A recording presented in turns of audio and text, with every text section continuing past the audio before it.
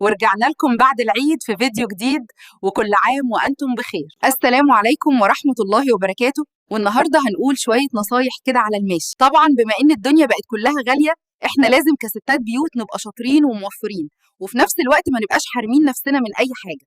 ايه البشاميل مش ضروري كله يكون لبن صافي، ممكن تعملي نص لبن ونص مية، وممكن تعمليه مية بس وبيطلع زي الفل. أول نصيحة معانا، اللحمة غالية بس مش هنحرم نفسنا منها ولا من الصواني ولا من الطواجن.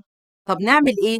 واللحمة غالية جدا، عشان نجيبها نعمل نص كيلو مفرومة ونجيب عليها ب10 جنيه فول صويا أو برغل. والطريقة هي إننا نجيب البرغل أو الصيا، نحطها في طبق وننزل عليها بكوباية مية ونسيبها شوية، بنلاقي إن حجمها بيتضاعف، وبعدين نضيفها على اللحمة المفرومة مع البصل المبشور والشطة والفلفل الرومي والتوابل الخاصة باللحمة بتاعتنا. هتلاقي إن النص كيلو بقى أكتر من كيلو وربع. المسلوقة طبعا كلنا بنزهق منها، عشان نعمل فيها تغيير بسيط نجيب ب10 جنيه خلطة كبسة من عند العطار، طعمها وريحتها تحفة. ونحط حبة بطرف المعلقة على البطاطس المسلوقة، بتوديها في حتة تانية خالص.